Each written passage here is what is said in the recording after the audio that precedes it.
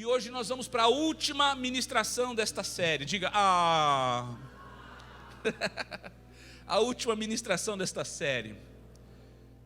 É a 7ª ministração. E nós vamos falar sobre repartir como um estilo de vida. Diga, repartir como um estilo de vida. É um estilo, é uma maneira de viver. E este é o segredo. Este é o segredo para que a gente possa desfrutar de uma vida abençoada.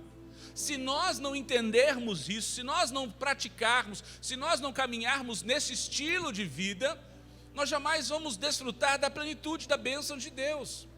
Olha o que diz lá a palavra no Salmo 101, versículo 6. Presta atenção. Salmo 101, versículo 6, diz assim: os meus olhos procurarão os fiéis da terra, para que estejam comigo. O que anda em caminho reto, esse me servirá. Presta atenção. Deus está à procura de pessoas fiéis. Deus está à procura de pessoas leais. Deus está à procura de pessoas que Ele possa confiar as suas riquezas a elas. E ao administrá-las, fazer com que o reino dele cresça, se expanda. Deus está procurando. Será que Deus vai encontrar você? Diga assim: Deus pode me encontrar. Você consegue entender? Deus está procurando. Se Ele está procurando, irmãos, é porque às vezes não é fácil encontrar. Deus está procurando. Lembre-se, Deus recompensa a boa mordomia. Deus recompensa a boa mordomia. O que é mordomo? Mordomo é aquele que administra os recursos da casa do seu senhor. Eu pergunto para você: tudo que temos e somos não vem do Senhor? Sim ou não? Nós somos mordomos, irmãos. Nós somos mordomos. E por isso nós precisamos trabalhar bem, nós precisamos administrar bem. Agora preste atenção. Ele vai carregar mais recursos em nossas vidas. Isso se nós estivermos sendo fiéis com aquilo que Ele já nos deu. Falamos isso semana passada. Todos nós queremos mais, todos nós queremos mais, todos nós queremos mais. Mas como um pai, daríamos mais dinheiro ao nosso filho que não sabe administrar bem, que não está administrando bem, que está esbanjando? Não. Se nós, vou fazer uma parafrase aqui, se nós como pais não fazemos isso aos nossos filhos, você acha que o nosso Deus, que é o Pai perfeito, fará isso conosco? Também não. Então nós precisamos analisar e verificar como nós estamos vivendo, como nós estamos administrando aquilo que Deus já nos confiou, como nós estamos dirigindo de uma forma sábia ou não a nossa maneira de administrar aquilo que Deus nos deu. Óbvio que a vida plena e abençoada, ela é muito maior do que ter dinheiro. Vai muito além de tudo isso, mas também passa por esta fase. Ninguém tem uma vida abençoada na miséria. Ninguém tem uma vida plena, abundante, passando necessidades básicas. Não está certo. Então nós precisamos parar e avaliar como nós estamos administrando como mordomos. Como nós temos lidado com aquilo que Deus tem nos confiado, com aquilo que Ele já nos deu. Olha o que o apóstolo Paulo disse aos discípulos de Jesus, 1 Coríntios 4, versículo 12, diz assim: ora, além disso, requer-se, exige-se dos dispenseiros, ou dos mordomos, ou dos servos, que cada um se ache fiel.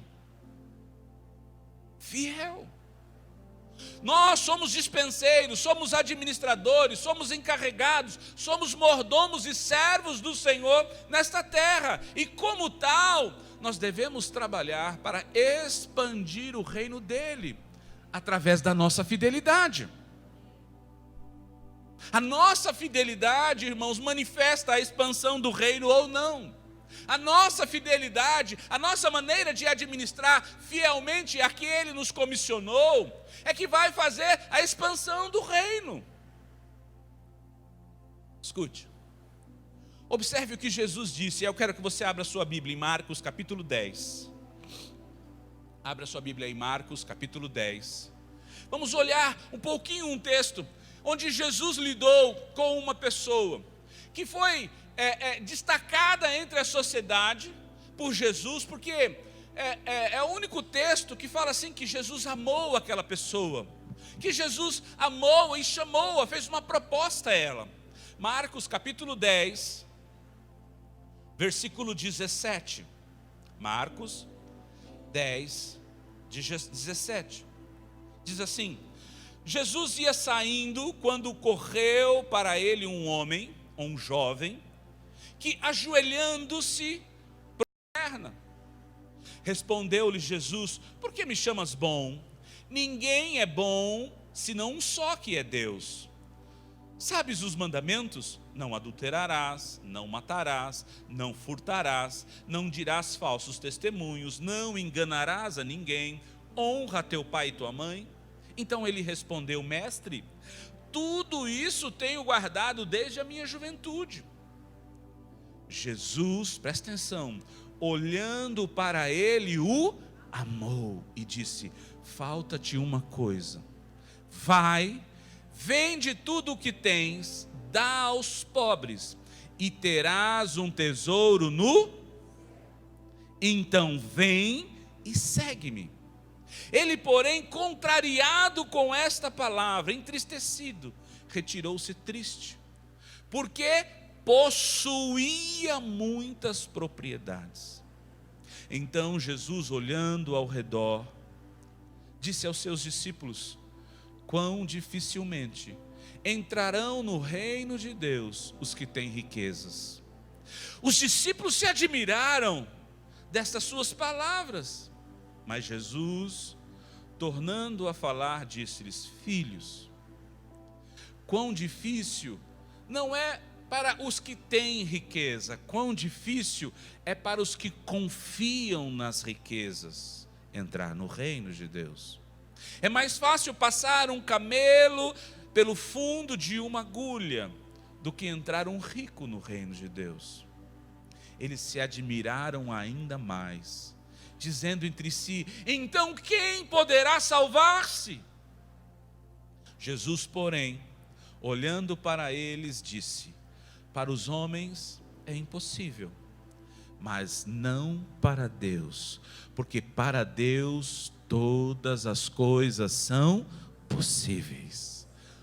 Olha só, irmãos, eu quero que você entenda esse quadro.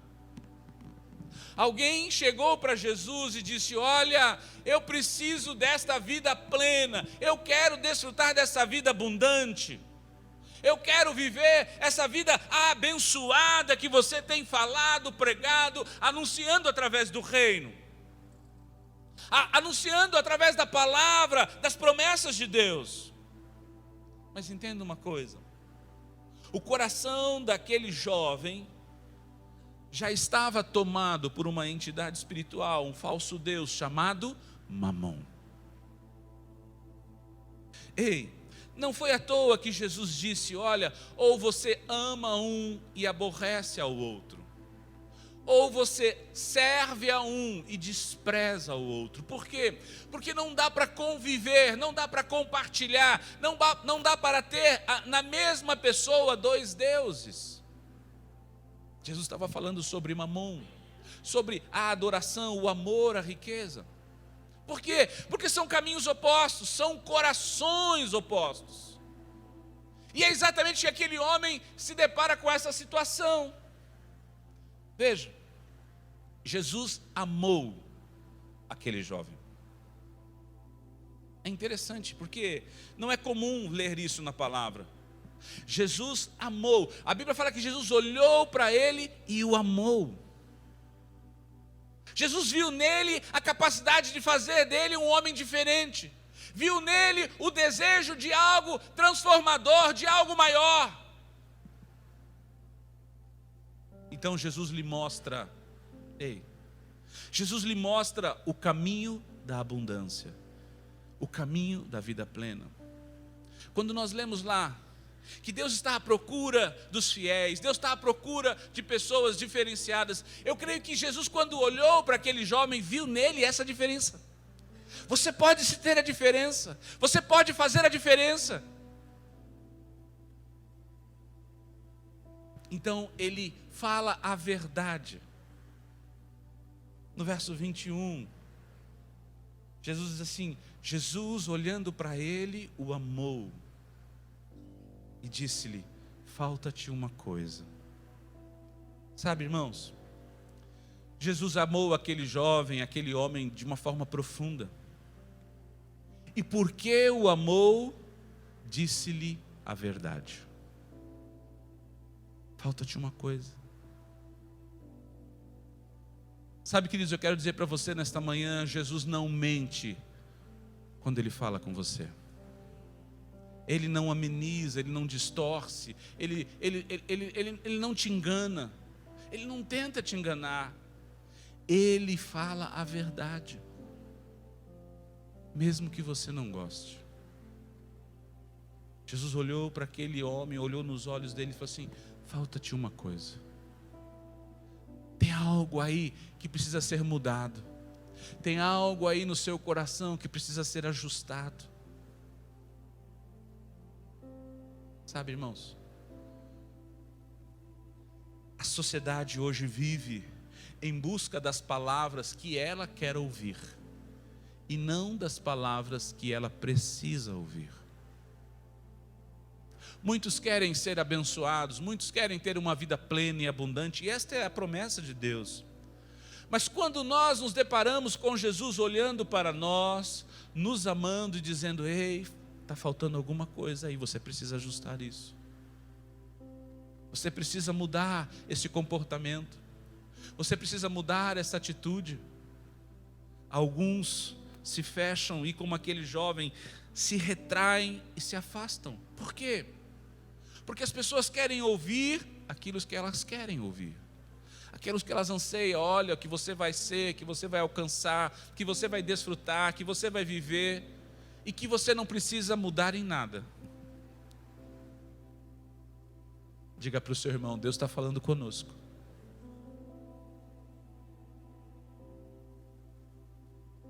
Todos nós precisamos de mudanças, todos nós precisamos de ajuste. E o amor, presta atenção, o amor de Deus por você leva Ele a falar a verdade para você. Ele não tenta te enganar, Ele não tenta te seduzir. O amor dele o leva a falar a verdade conosco, mesmo que às vezes isso seja um incômodo. Então Jesus começa a desenhar o plano da vida plena. Verso 21, ele diz assim: vai, vende, vende tudo o que você tem, então dá aos pobres, e você terá um tesouro você será mais rico que antes. Escute, quanto menos dono você for, mais riqueza Deus poderá entregar a você. Eu vou repetir isso. Quanto menos dono você for, quanto menos você amar a riqueza, quanto menos você desejar a riqueza, quanto menos você adorar a riqueza, mais recursos, mais tesouros, mais riquezas Deus poderá confiar a você. Diga para o seu irmão: Deus tem tesouros eternos para você. Fala para ele: tem tesouros que você nem imagina que Deus criou, preparou para você. Fala para ele, ajuda ele a crer, ajuda ele a se convencer. Fala para ele: tem tesouros que você nem imagina, você não viu ainda. Olha o próximo texto, Isaías. Não, mais para frente eu vou ler, deixa esse daí. Sabe, irmãos, em outras palavras, escuta o que Jesus estava dizendo para aquele jovem, e que pode estar dizendo para você e para mim nesta manhã. Ei, vai, tira o teu coração das coisas deste mundo, Tira o teu coração do amor ao dinheiro. Tira o teu coração da adoração a Mamon. Deixe de confiar em Mamon e passe a confiar em mim. Passe a confiar em Deus, pois assim você desfrutará de uma riqueza inesgotável que o meu Pai tem reservado para você. Irmãos, uma riqueza nesta terra pode acabar? Sim ou não? Pode? Pode. Nós tivemos várias histórias aí no mundo de pessoas que eram riquíssimas e que perderam tudo. Agora eu pergunto para você, um tesouro no céu pode acabar?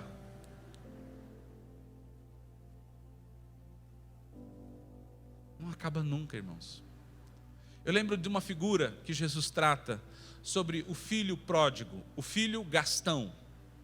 A Bíblia diz que um pai tinha 2 filhos, e ele era um homem muito rico. Então o filho mais novo chegou lá e pediu: dá-me a minha herança. Só quem pede herança é que quem quer ver o pai morto, porque herança só é direito de quando o pai morre. Mas ele chega para o pai e fala: eu quero a minha herança, porque ele não queria apenas o pai morto, ele queria ter uma vida independente. E o pai então reparte a herança entre os 2 filhos e o entrega ao mais novo. E a Bíblia diz que ele sai, vai viver a sua vida independente, vai ver o mundo, e ele começa a gastar com os seus prazeres. E ele vai vivendo, e vai vivendo, e vai vivendo, mas chega uma hora que aquele dinheiro, aquela herança que parecia inesgotável, acaba. E ele não apenas tem necessidade, mas a Bíblia diz que ele passa fome, ele deseja comer as bolotas dos porcos, ou seja, aquele resto de comida que dão para os porcos. Ele desejou comer aquilo. Então ele se lembrou que na casa do seu pai, os trabalhadores, os empregados dele tinham comida boa. E a Bíblia diz que ele levanta e volta, e ele prepara todo um discurso para dizer: olha pai, eu pequei contra ti, me perdoa, não sou digno de ser chamado seu filho, faze-me como um dos teus empregados. E quando ele está no caminho, a Bíblia diz que o pai, vendo-o de longe, corre ao encontro. Irmãos, nenhum pai velho corre. Natural, não é verdade? Sim ou não? Mas eu quero dizer uma coisa: quando Deus vê o seu arrependimento, Ele corre ao seu encontro, porque Ele quer mudar, Ele tem pressa de ver o seu bem, Ele tem prazer em ver a tua alegria, a tua restauração. E aquele pai corre e se encontra com ele, ele começa a dizer: pai, eu pequei contra ti, já não sou. E o pai fala: para com isso, o meu amor por você é maior. E a Bíblia diz que o pai dá ordens aos seus servos empregados: trocam-lhe a roupa, colocam de novo um anel no seu dedo, trocam-lhe os seus sapatos e se prepara uma grande festa. Eu quero dizer uma coisa para você: se nós entendermos a voz do amor de Deus por nós, ainda que estejamos longe, Deus vai fazer uma festa com o seu retorno. Deus vai restituir tudo aquilo que você tem, ou tudo aquilo que você tinha ou perdeu. Sabe, irmãos, Deus está desejoso em trazer a você para o lugar da plenitude que Ele criou para você. Aquele jovem seria mais rico e mais próspero do que os bens que ele possuía, mas ele não entendeu. Por quê? Porque o seu coração estava tomado. Eu quero dizer uma coisa para você nesta manhã: Deus quer te entregar riquezas inesgotáveis que Ele criou e reservou para você no reino dEle. Mas para isso acontecer, você precisa ter um coração ajustado, um coração transformado como o dele. Jesus não parou por aí. Não parou em dizer: olha, vai, vende tudo e você vai ter um tesouro, dá aos pobres, porque dar é a chave. Mas Deus disse: então vem e segue-me. Eu creio que, irmãos, aquele jovem seria o 13º apóstolo de Jesus, seria o 13º discípulo dele. Porque essa chamada que ele fez para aquele jovem foi a mesma chamada que ele fez para Pedro, para Tiago, para João, para Levi. Vem, segue-me. Vem, segue-me. Sabe, irmãos, Deus está nos chamando a mim e a você, para abandonar o coração egoísta, o coração ganancioso, ansioso e dominador, para termos um coração livre e generoso, e assim desfrutarmos de uma riqueza e abundância inesgotável no reino de Deus. É isso. Olha o que diz Isaías 45:3. Põe para mim. Isaías 45, versículo 3, diz assim: darei a você, levante a sua mão, darei a você os tesouros escondidos e as riquezas encobertas, para que você saiba que eu sou o Senhor, o Deus de Israel, que chama pelo seu nome.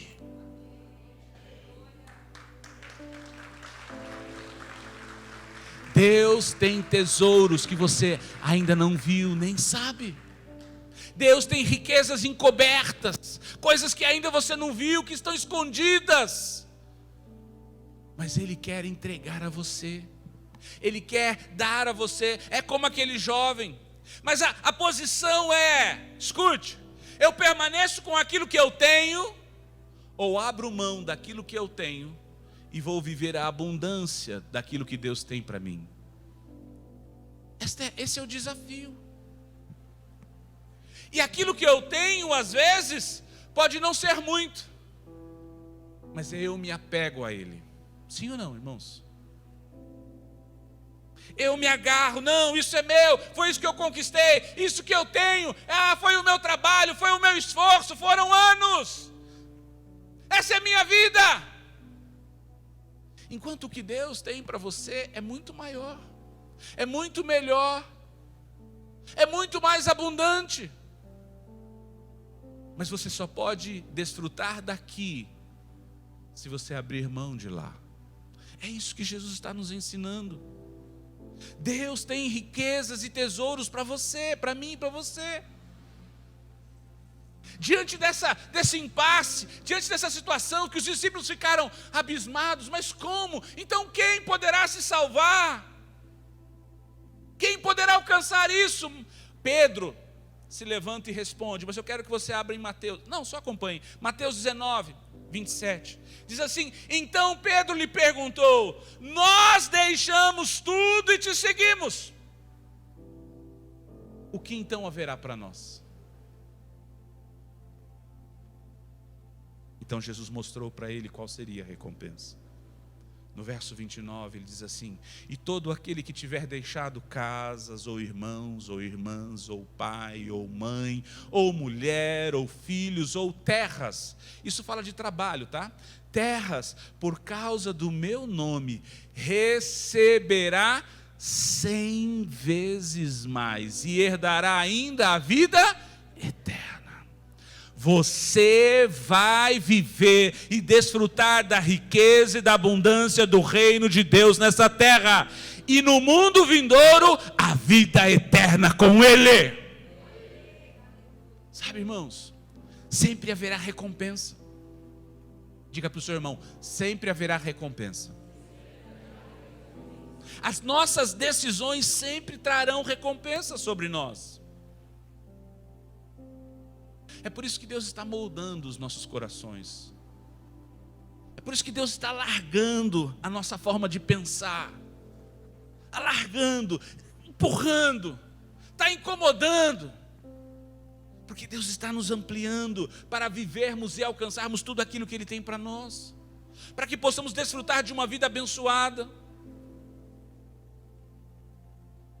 Então eu quero dar a você alguns direcionamentos. Primeiro, cadê seu papel? Anote aí. Primeiro, saia das dívidas. Escreva aí. Saia das dívidas. Porque Deus não pode abençoar uma pessoa que está devendo para os outros, sim ou não? Qual seria a sua percepção? Alguém que deve para você, que não te paga e troca de carro e compra uma nova casa e faz a viagem. Qual seria a sua percepção? Não é meio de indignação? Sim ou não? Sim ou não? Pode falar, sim ou não? É verdade, irmãos. Nós somos humanos, mas a gente vê as coisas. Eu já vivi isso. A pessoa pede dinheiro emprestado, não paga para você, e aí vai viajar depois e fala que não tem dinheiro para pagar. Qual é a sua sensação? Você fala miserável, né? Mentiroso, fala que não tem dinheiro. É ou não é? Então, para que Deus possa nos abençoar, nós precisamos sair das dívidas. Irmãos, se preciso for, venda alguma coisa, mude de carro, cancele cartões, sabe, faça uma consultoria financeira, pede para alguém te ajudar, evite restaurantes, evite viagens. Irmãos, é um tempo de ajuste. Entenda uma coisa, não é para você viver assim, mas é para você se preparar para entrar na abundância. Consegue entender? Tem gente que vive a vida toda em dívida, e aí fala, Deus não me abençoa. Meu irmão, mas você, como é que você não se ajuda? Sim ou não? Cutuca a sua mulher, fala, está ouvindo?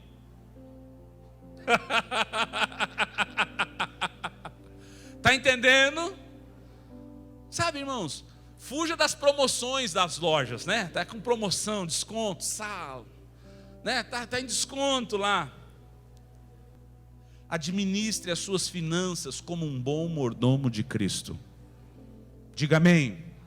B, não manipule as pessoas. Escreva aí, não manipule as pessoas. Tem muita gente manipulando outras pessoas com essa carinha de pobre, de miséria, de endividado, de coitado. Sim ou não? Tem gente, irmão, que se faz de vítima. Usa as redes sociais para chorar miséria. Ai, se eu tivesse. Ai, se eu fosse. Ai. É muito sério isso, irmãos. Não manipule as pessoas, pois Deus não abençoa a manipulação. Muitas pessoas hoje em dia manipulam para conseguir dinheiro. Sabe aquele negócio? Ah, eu vou jogar um verde para ver se colhe, né? Aquela coisa, né? O não eu já tenho, então vamos tentar. Não, irmãos. Você não pode jogar um verde para as pessoas e esperar que Deus vá prover para você. Porque você está manipulando a Deus. Ou melhor, você está tentando manipular a Deus. Robert Morris, o autor desse livro, ele conta aqui que logo no início do seu ministério, ele teve um desafio. Ele era um pregador itinerante, ele não tinha uma igreja. Então ele pregava aqui, pregava ali, vivia disso. E aí, diante de um desafio, antes do desafio, ele tinha sempre um grupo de pastores, de pessoas ligadas a ele ao ministério. Então eles chamavam, fazia muito isso, uma mala, como é que é? Uma mala direta. É uma relação de pessoas que você envia uma carta contando o que está acontecendo, enfim, falando do ministério, e essas pessoas acabam também, às vezes, contribuindo, né? Então, diante do desafio novo que ele estava vivendo no início, ele, quando recebeu aquele desafio, ele falou assim, então eu vou preparar uma carta e vou mandar para esses associados. E aí, com certeza, o recurso vai vir. E Deus, diretamente, de uma forma tão clara, disse para ele, não faça isso. Uau. Como? Perguntou ele, mas por que, Deus? Então respondeu Deus para ele, eu quero te ensinar quem realmente é o seu provedor. Não é a forma que você faz, sou eu.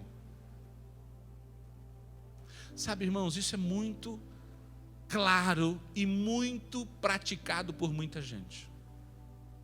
Aquela pessoa que chega lá, vai visitar a tia, a avó, e aí pergunta, e aí, como é que estão as coisas? Tá difícil, vó, sabe como é que é? Oh, eu vim aqui, essa é a resposta que eu estava esperando de Deus. Olha, se você pode me ajudar, porque está tão difícil. Tocam na alma da pessoa. pelo seu choro, por toda a sua... manipulam as pessoas que amam para oferirem recursos, para oferirem soluções. Quantas pessoas fazem isso, irmãos? Eu já vi dezenas de pessoas fazerem isso. Preparam toda uma história, todo um discurso. E vão assim, na tia, não dá, vão na avó, não dá, aí vão no primo, não dá, aí vão no amigo, vão no pastor, vão no líder.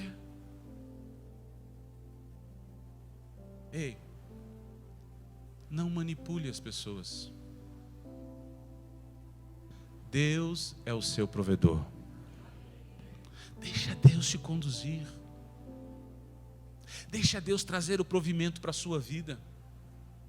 Deixa Deus manifestar o milagre sobre a sua vida. Sabe, irmãos, tem muita gente que depois que fez uma vez isso, acha que são eles que podem dar jeito. Não, é só fazer assim. Não, é só eu enviar a carta. Não, é só eu chegar lá com aquele discursinho. Não, é só eu colocar que eu estou passando fome no Facebook e alguém vai ver e ligar para mim. Não manipule as pessoas. Deixa Deus trazer o sustento para a sua vida. Não pense que porque você fez uma vez e deu certo, que você deve confiar nesse método. Coloque a sua confiança em Deus. Deus quer ser a sua fonte inesgotável de recursos. Mas para isso você precisa confiar nele. Confiar nele. Terceiro conselho: nunca ostente nas redes sociais. Nunca ostente. Sabe o que é ostentar? É você querer publicar para os outros, mostrar para os outros aquilo que você tem, ou às vezes nem tem, né? Porque tem gente que ostenta aquilo que não tem. Eu estava conversando com uma pessoa e falando sobre algo nesse sentido. Nós estamos no mês de setembro, chamado Setembro Amarelo, que é um mês que trata sobre a prevenção do suicídio.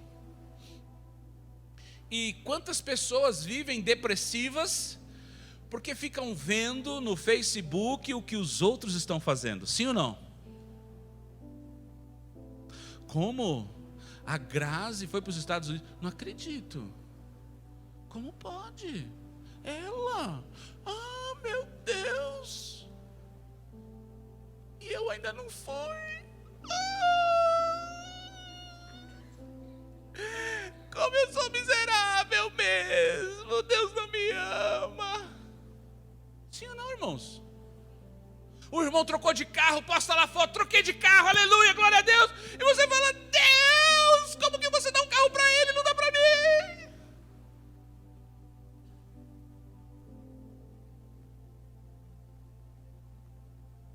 Tem muita gente ostentando aquilo que nem é dele. Ele põe a foto do carro do lado, mas não é dele. E ele dá a entender, ele não mente, ele dá a entender. Olha como Deus é bom. Ah, irmãos, existem questões, muitas questões referente à sua comida, às suas viagens, às suas roupas, às suas compras, que são para a sua pessoalidade e a sua intimidade. Nunca ostente, nunca deprecie e pague simplesmente por luxos e caprichos. Tem gente que faz questão de fazer, de publicar o que está fazendo, sim ou não? Para quê? Se não é para despertar agonia nos irmãos do lado. Irmãos, seja sábio. Diga para o seu irmão: seja sábio. Olha só, a simplicidade é um dos aspectos da realeza da vida cristã. A simplicidade. Nós estávamos andando lá no Alphaville, que nós fomos num treinamento com o apóstolo Dom essa semana. E eu falei com minha mulher assim: a gente anda por aqui, né, Zona Leste, aquela coisa, então você tem um patamar de receita, né? Aí você fala assim, quem ganha aqui uns 20, 30 mil, tá bem, né?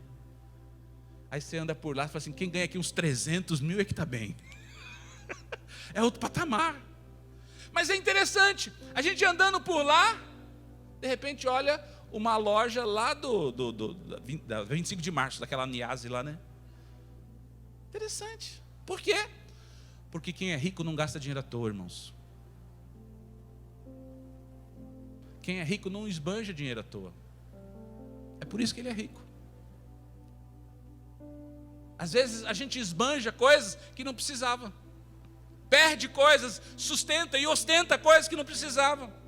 Diga para o seu irmão, simplicidade. Sabe, é um dos aspectos da realeza. Quarto ponto. Definitivamente pratique a doação. Definitivamente pratique a doação. Muitas pessoas ao ouvirem sobre esse princípio dizem, Senhor, mas eu já dou o dízimo. Ei, amado, entenda uma coisa. Você não dá os 10%, você devolve os 10%. Porque esses 10% são do Senhor. Ele diz que é dele. Você tem que dar algo que não tem relação ao seu dízimo. Dízimo é devolução para proteção. Preencha aí. Dízimo é devolução para proteção. Ofertas e primícias são sementes da prosperidade, que abrem o caminho da prosperidade. Preencha aí.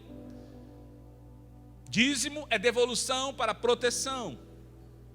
Ofertas e primícias são sementes da prosperidade. Por isso, dê generosamente. Dê generosamente. Sabe, irmão, seja liberal. Eu vou dizer uma coisa, desapega. Desapega. Quanto mais livre, quanto mais solto você for, quanto mais liberal, mais Deus vai carregar sobre a sua vida. Essa é a chave. O ato de dar, irmãos, toca a série de muitas coisas que Deus quer fazer na nossa vida. Presta atenção nisso. O ato de dar toca o cerne, o centro de muitas coisas que Deus quer operar, quer fazer em nossas vidas. Deus quer operar milagres na nossa vida e muitas vezes Ele começa fazendo milagre no nosso coração com relação à obediência na área financeira. Então, ao você ofertar, faça essas 3 perguntas. Quanto eu devo dar? Não venha formatado. Não ande formatado. A minha oferta tem que ser 10. A minha oferta tem que ser 2. A minha oferta tem que ser assim, tem que ser X. Não. Pergunte ao Espírito Santo, quanto eu devo dar? Segunda pergunta, aonde eu devo dar? Terceira, para que ou para quem eu devo dar? Escute, deixa eu abrir um parênteses aqui. A liberalidade e a generosidade não deve ser algo que nós apenas fazemos a Deus, na igreja, nas ofertas, na célula. Não. Ela deve ser um estilo de vida para com todos. Quem foi a última pessoa, não diga, quem foi a última pessoa que você deu alguma coisa? Sem querer nada em troca, né? Que você ajudou.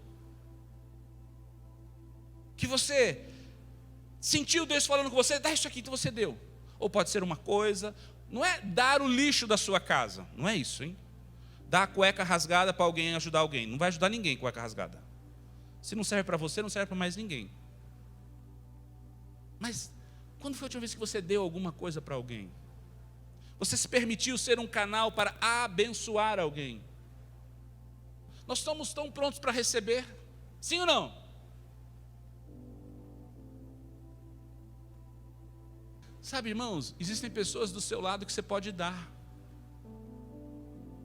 O estilo de vida de doação, de generosidade, é aquele que se move, que Deus usa e que se move com liberalidade, não apenas para Deus, mas também para as pessoas.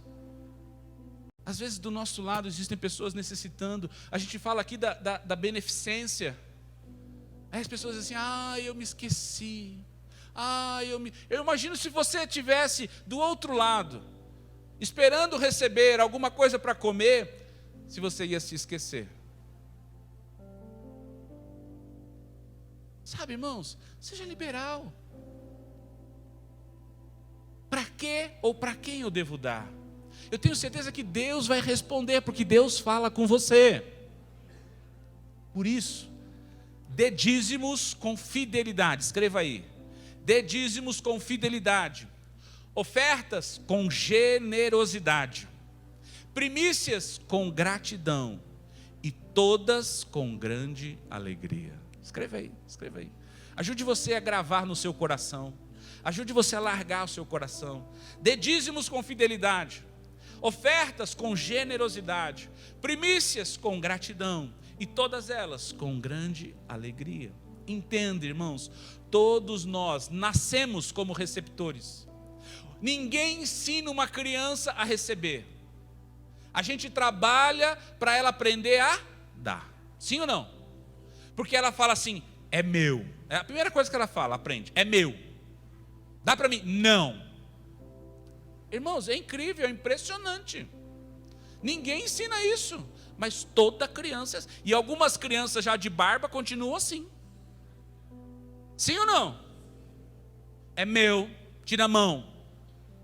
É meu, não dou para você. Aí o seu pai, a sua mãe espiritual fala, não, compartilha, irmão. Não dou, não merece, é meu. Compartilha. Dá um pouquinho para ele brincar. Não! Quantos estão entendendo? Digam glória a Deus. Todos nós nascemos receptores, mas presta atenção.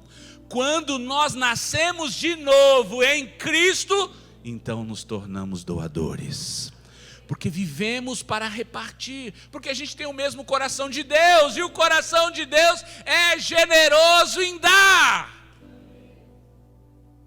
Nós precisamos, irmãos, Jesus ressuscitou para repartir. Olha comigo lá, abra lá em João, capítulo 20. João, capítulo 20, verso 24. Abra aí, porque você vai acompanhar um texto longo.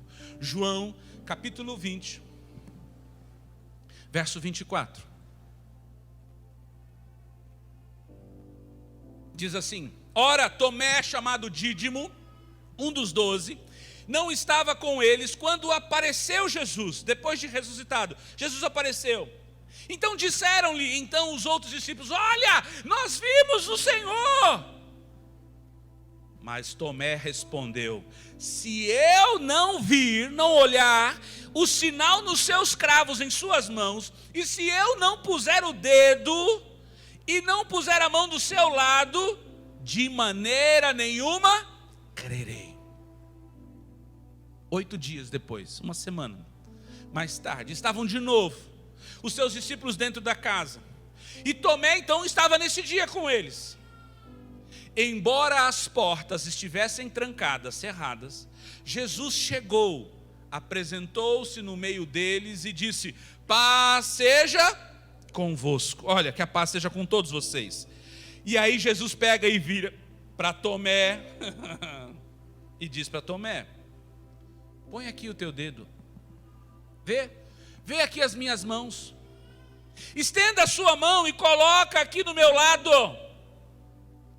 Não sejas incrédulo, mas crente. Disse-lhe Tomé, Senhor meu, Deus meu.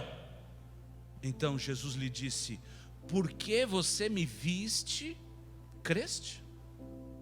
Bem-aventurado os que não viram e creram. Jesus então operou na presença dos seus discípulos muitos outros sinais miraculosos que não estão escritos nesse livro. Estes, porém, foram escritos para que creiais que Jesus é o Cristo, o Filho de Deus, e para que, crendo, tenhais vida em seu nome. Irmãos, se você deseja viver uma nova vida para repartir, gerada na ressurreição de Jesus, escreva aí, 1, decida vencer a incredulidade. A incredulidade é o que mais trabalha para nos roubar daquilo que Deus tem para nós. para nos tirar das promessas, daquilo que Deus tem criado e preparado para as nossas vidas. Olha só, os discípulos disseram, versículo 24, então os outros discípulos disseram, vimos o Senhor. Mas ele respondeu, se eu não vir o sinal dos cravos em suas mãos, não puser ali o dedo e não puser a mão do seu lado, de maneira nenhuma crerei. Ei, não tenha medo de crer para dar. Eu vou repetir isso. Não tenha medo de crer para dar. Provérbios 11, 25 diz assim, o que regar também será. Olha só, se eu, presta atenção nisso, vou ensinar isso, já falei isso uma vez, vou falar de novo. Eu vou tomar essa água. E eu tomo mais água. Essa água é você e as suas necessidades. Elas nunca param. Você sempre está gastando com alguma coisa. Assim como a gente bebe água e nunca para, nunca mata a sede, não é? Sempre, todo dia, toda hora, todo dia. Nunca acaba. Você sempre vai beber. E quanto mais você gasta, quanto mais você vive, quanto mais você faz, o saldo da sua água vai diminuindo, sim ou não? Sim. Até chegar uma hora, se eu não explodir agora, vai acabar. Acabou. Agora entenda, eu gastei com o que essa água? Só comigo. Esse texto ele diz assim, se eu usar essa água para regar, se eu usar aquilo que Deus me deu de uma maneira que eu multiplique na vida dos outros, então Deus vai regar sobre mim.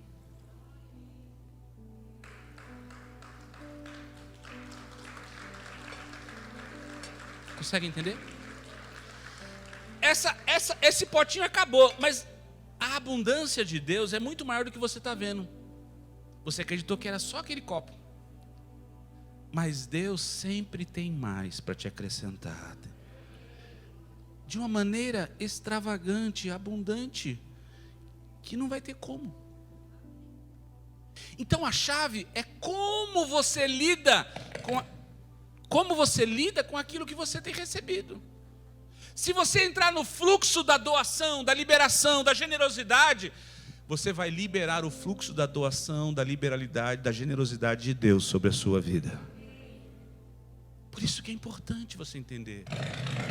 Uau! Deus sempre vai pedir algo para você. Não para te tentar, porque Deus não tenta.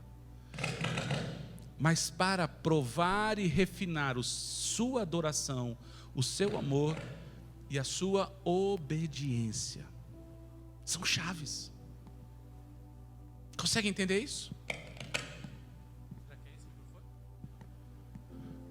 Olha só, Deus sempre vai pedir algo de você, algo que Ele já te deu, mas Ele vai pedir para ver se você derrama sobre os outros, se você consegue liberar, se você consegue regar, para que isso abra espaço para que Ele continue regando você.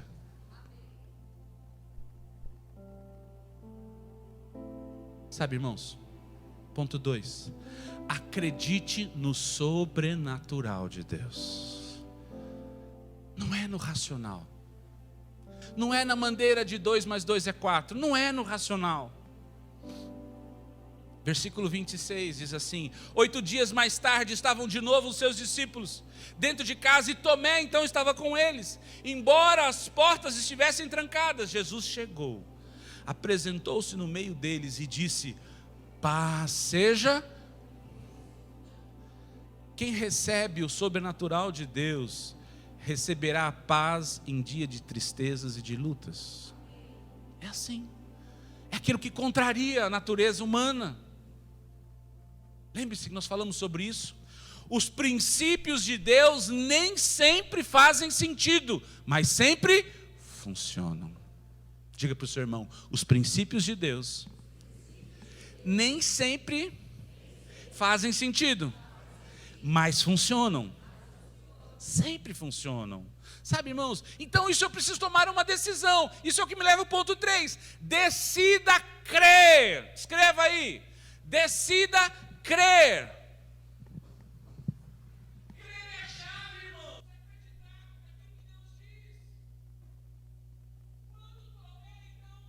27. Então disse Tomé, disse a Tomé, põe aqui o teu dedo, vê as minhas mãos. Estenda a tua mão, coloque aqui do meu lado. Não sejas incrédulo, mas crente. Ou seja, pare de duvidar e creia. Sabe, irmãos, você precisa vencer o medo.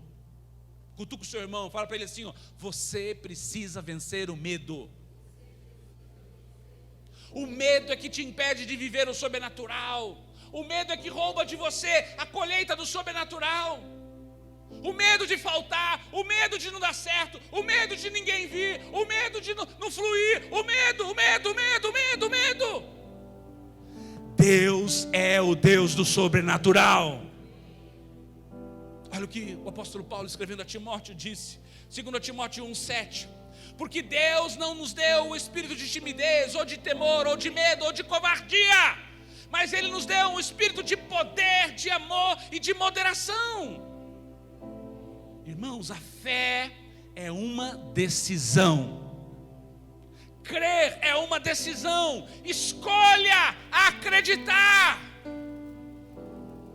Irmãos, vale a pena. Quarto ponto. Constate os milagres de Jesus. Constate. Tomé, quando pôs a mão, quando viu, ele disse: Senhor meu, Deus meu. Essa é uma expressão de espanto, de alegria. É o Senhor mesmo. Escute, só será um colecionador de milagres quem decidir obedecer. Só será um colecionador de milagres quem decidir obedecer. Provérbios 22:9 diz assim: o generoso será abençoado. O generoso será abençoado. Só os generosos terão testemunhos de milagres para contar, irmãos. Às vezes o seu testemunho é um testemunho, não é assim? É só problema. Estou sobrevivendo pela graça, pela misericórdia. Não, irmãos. Sabe, Deus quer expandir você, Deus quer levar você para um novo patamar, Deus quer colocar você num novo nível de vida abundante, de vida plena, de vida abençoada. Mas você precisa crer, você precisa constatar os milagres, você precisa se mover em fé. Quinto e último ponto: decida crer para ver. Decida crer para ver. Jesus disse para Tomé: porque me viste, creste? Bem-aventurado, felizes os que não viram e creram.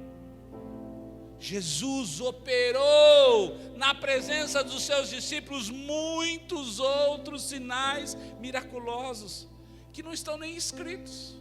Eu quero dizer uma coisa para você: a sua vida não vai ser limitada nem por aquilo que está escrito, porque tem milagre que Jesus fez que não foi escrito, mas vai acontecer na sua vida, vai acontecer na sua casa, vai acontecer na sua família. Se você crê, recebe, diga amém.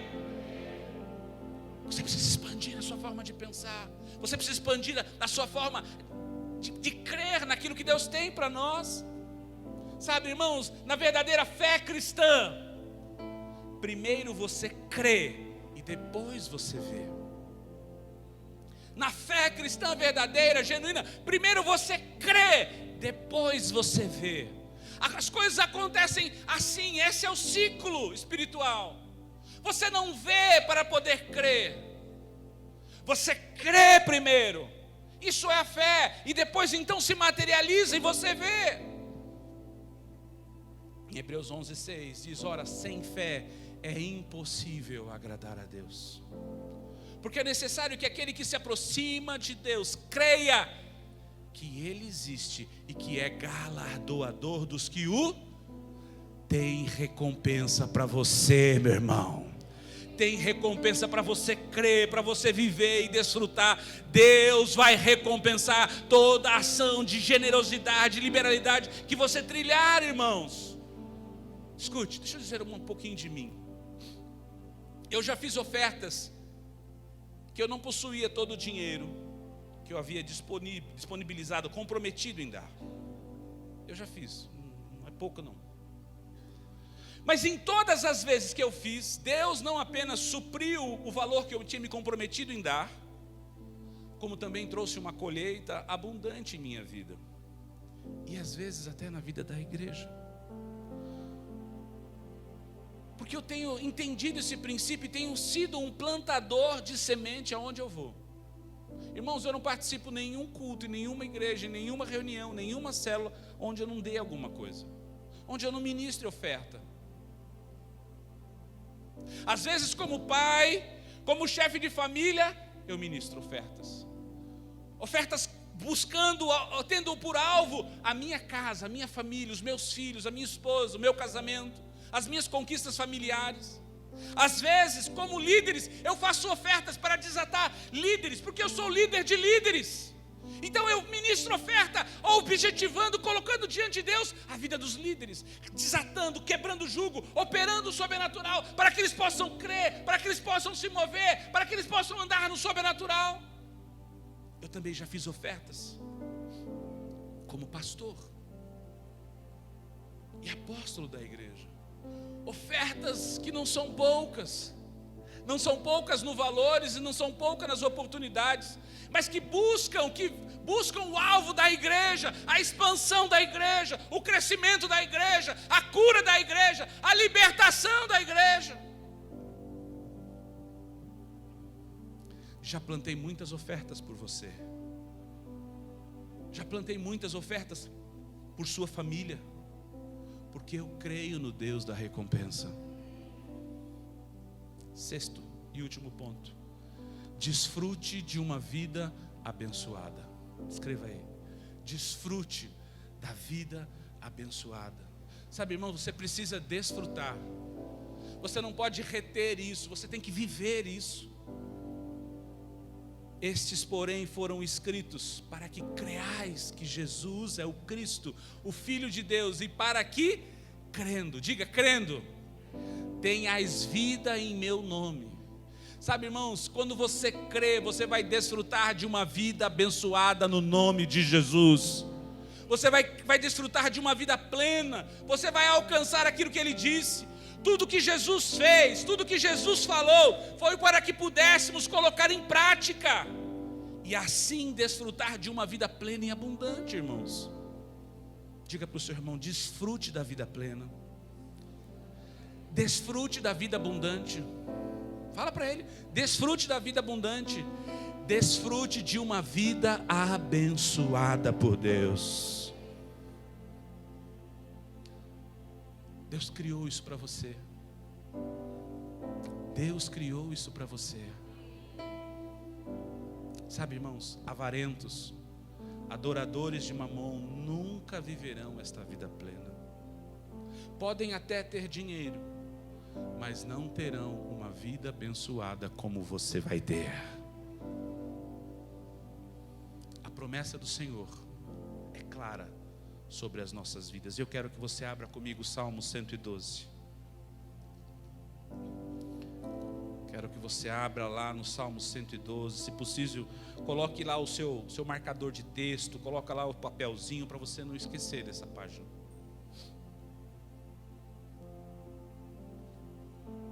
Salmo 112 diz assim: louvai ao Senhor, bem-aventurado, feliz, o homem que teme ao Senhor e que em seus mandamentos tem grande prazer. A sua descendência será poderosa na terra, a geração dos justos será... Começa a olhar você, como assim, essa figura. Olha só, eu quero desenhar você aqui para você. Bem-aventurado o homem que teme, bem-aventurado eu que temo ao Senhor, e que em seus mandamentos tenho grande prazer. A minha descendência será poderosa na terra, a minha geração, a geração dos justos, será abençoada. Prosperidades e riquezas haverá na minha casa, e a minha retidão permanece para sempre. Os retos até das trevas nasce a luz, pois é misericordioso, compassivo e justo. Feliz é o que se compadece e empresta. Eu sou feliz porque eu me compadeço e empresto, que conduz os meus negócios com justiça. Certamente jamais serei abalado, eu ficarei como justo em memória eterna. Não temerei maus rumores, o meu coração está firme, confiando no Senhor. O meu coração está bem firmado, não temerei. No final verei cumprido o meu desejo sobre os meus inimigos. Eu sou generoso, dou aos pobres, a minha retidão permanece para sempre. A minha força se exaltará em honra ou em glória. Assim será sobre a sua vida. Assim será sobre a sua casa, assim será sobre a sua família, assim será sobre os seus negócios, assim será a sua história. Vamos ficar de pé, irmãos. Quantos desejam viver esta vida abençoada a partir de hoje? De uma forma definitiva, não passageira, não momentânea, de uma forma definitiva. Então eu convido você a se levantar e começar a orar. Comece a falar com o Senhor, comece a ministrar ao coração dele. Peça ao Pai que o seu coração seja ajustado, que o seu coração seja transformado de uma forma definitiva, de uma forma verdadeira.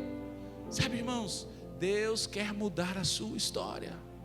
Deus quer mudar a história da sua casa. Feche os seus olhos, peça que Ele tire e quebre todas as barreiras que impediram você de viver e desfrutar desta vida abençoada. Que essas barreiras sejam quebradas, sejam destruídas da sua vida. Diga-lhe que você quer ajuda para vencer a incredulidade.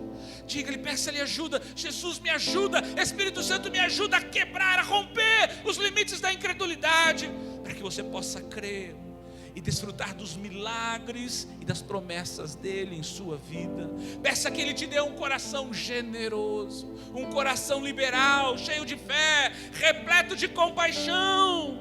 Diga-lhe que ele pode confiar em você, que ele pode levá-lo a um novo nível de bênção e de abundância. Fale com ele, abra o seu coração.